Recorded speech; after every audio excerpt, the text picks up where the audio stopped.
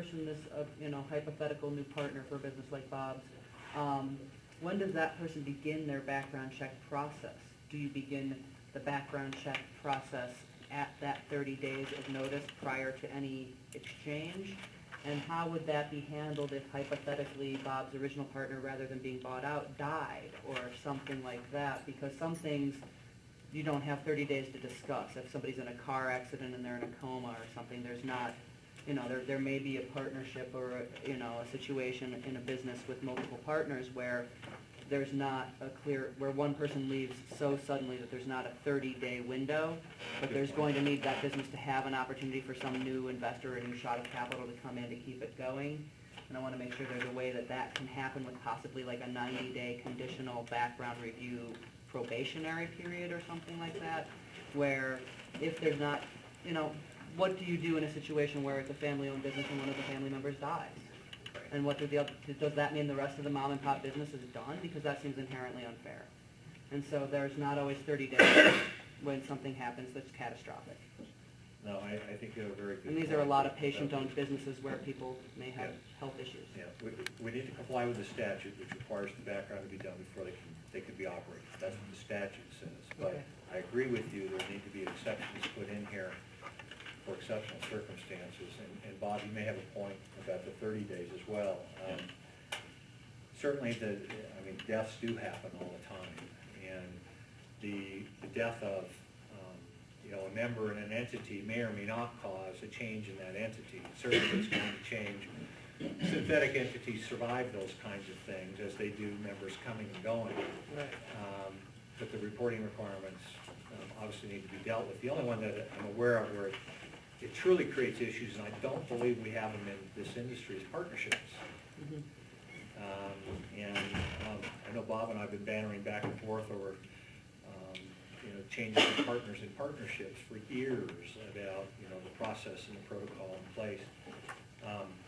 But I think we need to do something relative to the death. I'm happy to look into that. If you have any other exceptional circumstances over the next couple of weeks, let me know. Well, sure. Like, there was a gentleman who was supposed to be on this panel with us, and he was in a really tragic accident. And he's still alive, but he's not able to run his business. And so he's had to transfer a lot of the management and things to other people, and it's quite unfortunate. But he's still trying to hold on to that business that he fought for. And, that's the kind of situation where you might need to bring in a partner for the cash infusion, or bring in a family member as a partner to manage things for you if you can't be there. You may still be living, but not at the, not at the level, there are a lot of illnesses that you don't die, but you're not going to be able to go to work every day and manage things yourself. And in the real world, the best example that I can give you is a foreclosure, where a trustee steps in and runs a business. Mm-hmm. And so would that trustee then need a background check? And so would that business be out of business for, would there be a way we could expedite the background check in these extreme circumstances? And we do typically, but those businesses, when that happens, generally are operating pursuant to a court order. In the interim, they have to file and still comply with the statute. Okay. Generally, there's a court order attached to it. And again, and I'll give you the regulatory concern, and there's no really nice way to say it, but if I own a business, which I don't, if I own a business and I die and somebody else comes in and runs it for me, legally, who has the liability if there's a violation? Your corpse. Exactly. And so from a regulatory standpoint, that creates a whole host of other issues. And so Right.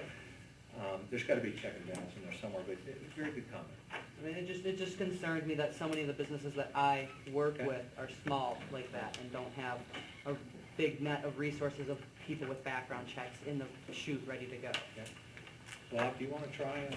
I'd like to, because I can see, very much a situation where if you have a sole proprietor, he or she dies, then there's a personal representative who gets appointed by the court to act in their stead and handle the estate. And then do they have to get qualified? They probably want no part of getting fingerprinted and going through the process. So We've seen that. Right.